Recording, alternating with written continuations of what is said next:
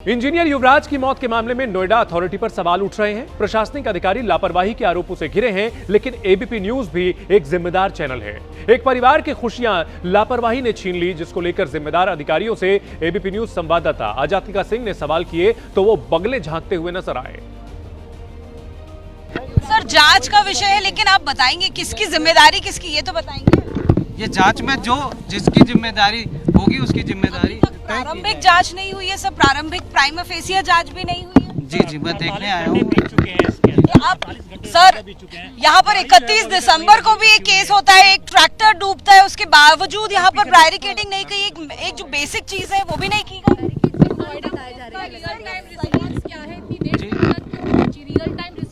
ये जांच का विषय है, ये पूरी गंभीरता किन किन पहलुओं पर जांच हो रही है सर? Thank you. पुलिस थाने ले जाएंगे उसे भी।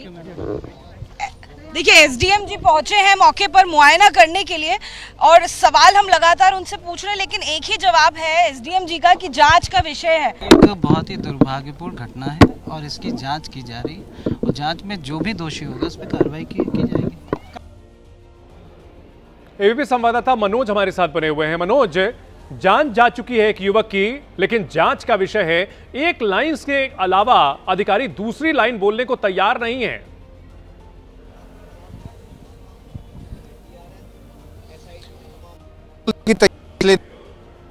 जो लापरवाही है वो साफ तौर पर नजर आ रही है, क्योंकि 2 घंटे तक जो युवराज था वो अपनी मोबाइल की जो टॉर्च है उसे जलाता रहा, वो चीखता रहा, चिल्लाता रहा। फायर ब्रिगेड की जो टीम थी वो यहाँ मौके पर पहुंच चुकी थी, इसी जगह पर वो मौजूद था। वो लगातार ये गुहार लगा रहा था कि किसी तरीके से उसे बचा लिया जाए। फायर ब्रिगेड की टीम के अलावा यहाँ पर और भी लोग पहुँचे थे प्रशासन के, चाहे वो पुलिस हो, लेकिन कोई भी इस पानी के अंदर नहीं उतरा। अगर कोई उसी समय 2 घंटे के बीच में जब युवराज यहाँ पर ज़िंदगी और मौत के बीच लड़ रहा था तब उतर जाता तो शायद आज युवराज जिंदा होता। लेकिन प्रशासन का आप देख सकते हैं तरीका कि आज 4 दिन बीत चुके हैं, गाड़ी अभी तक इन्होंने नहीं निकाल पाए हैं, और आज करीब 4 घंटे की मशक्क़त हो चुकी है।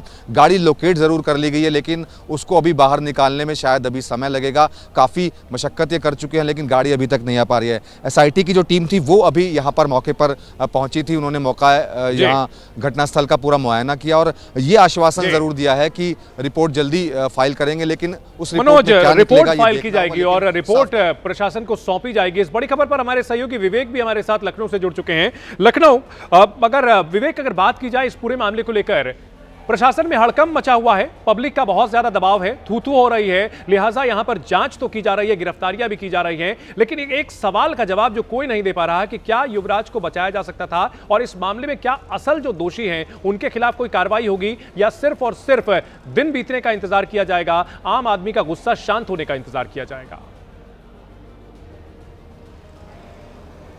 देखिए, आपको बता दूं, घटना ये बिल्कुल बेहद ही निंदनीय है, बेहद ही शर्मनाक है। और जो देश विश्वगुरु बनने की बात करता है, दिल्ली के पास की वो जगह, और वहाँ पर एक युवक सॉफ्टवेयर इंजीनियर 1.5 घंटे तक अपने पिता के संपर्क में रहता है, लेकिन हमारा जो सिस्टम है, नाकारे सिस्टम की वजह से वो युवक बचाया नहीं जा सकता है। और इस घटना की कल पूरे दिन थू-थू होती रही, और पूरा का पूरा जो प्रशासनिक अमला है उस बीच में लगातार इसी बात की चर्चा रही कि हम कितने ज़्यादा कमज़ोर हैं। क्योंकि अब अगर आप देखिए तो इस तरीके की स्थिति थी कि वहाँ पर लाइट नहीं थी, किसी तरीके से आप उस युवक तक पहुँच नहीं सकते थे। तमाम अलग अलग दुश्वारियाँ जो लोग वहाँ पर पहुँचे वो बता रहे थे कि हम कितने नाकाम थे एक युवक की ज़िंदगी बचाने में।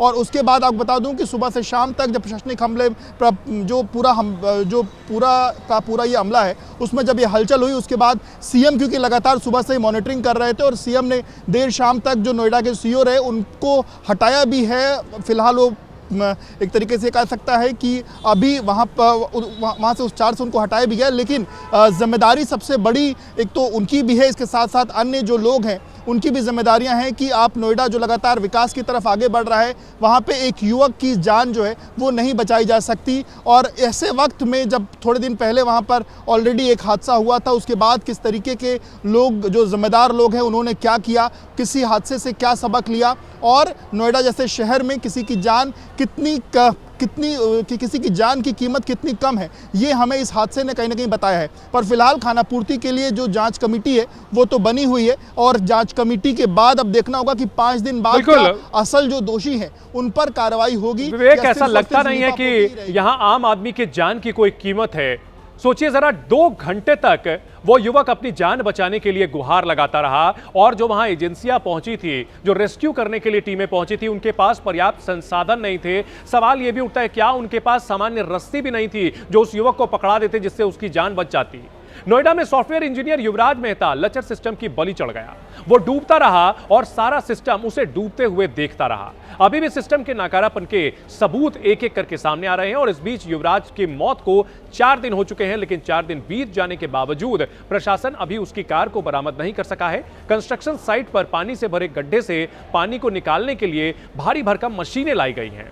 पानी में डूबी गाड़ी को मशीन की मदद से बाहर निकाला जाएगा। युवराज के मोबाइल फोन का भी अभी तक कुछ पता नहीं चल पाया है। 16 जनवरी की रात यह हादसा हुआ, और अब जाकर नोएडा अथॉरिटी के सीईओ लोकेश एम पर गाज गिरी। मामले की जांच के लिए 3 सदस्यों की एसआईटी का गठन किया गया, लेकिन सारे एक्शन के बीच सवाल यही है, देश की राजधानी के करीब यूपी का हाईटेक शहर नोएडा, और वहां पर रेस्क्यू ऑपरेशन का यह हाल है, तो सोचिए बाकी जगहों पर तो सब कुछ भगवान भरोसे ही चल रहा होगा। सोचिए दूर दराज के इलाकों का क्या हाल होगा।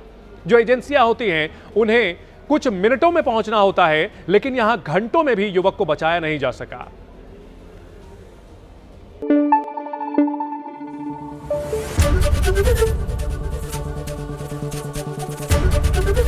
एबीपी न्यूज आपको रखे आगे।